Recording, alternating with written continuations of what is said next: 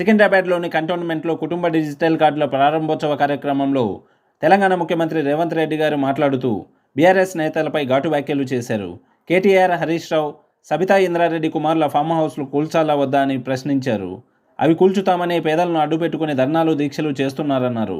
మూసీని అడ్డం పెట్టుకుని ఇంకెంతకాలం బతుకుతారని, అధికారం కోల్పోవడంతో విచక్షణ కోల్పోయి మాట్లాడుతున్నారని, హైదరాబాద్లోని ట్రాఫిక్ వరద సమస్యను పరిష్కరించేందుకు చర్యలు చేపడుతుంటే బావమరిది బురద జల్లుతూ తిరుగుతున్నారని, కిరాయి మనుషులతో వారు చేసే హడావిడి తెలంగాణ సమాజం నిశ్చితంగా గమనిస్తోందని, హైడ్రాపై అసెంబ్లీలో చర్చ జరిగినప్పుడు ఎందుకు సూచనలు చేయలేదని, ప్రత్యామ్నాయంగా ఏం చేయాలో చెబితే వినడానికి ప్రభుత్వం సిద్ధంగా ఉందని, మూసీ పరివాహక ప్రాంత పేదలకు 15,000 ఇండ్లు కేటాయింపునకు ఆదేశాలు ఇచ్చామని, అఖిలపక్ష సమావేశం ఏర్పాటు చేస్తే వచ్చి సలహాలు ఇవ్వండని, చిన్నపాటి వర్షానికి మునిగిపోతున్న నగరాన్ని కాపాడుకుందామని, కేటీఆర్, హరీష్ రావులను సచివాలయానికి వచ్చి మూసీ నిర్వాసితులను ఎలా ఆదుకోవాలో సూచనలు ఇవ్వండి అని కోరారు.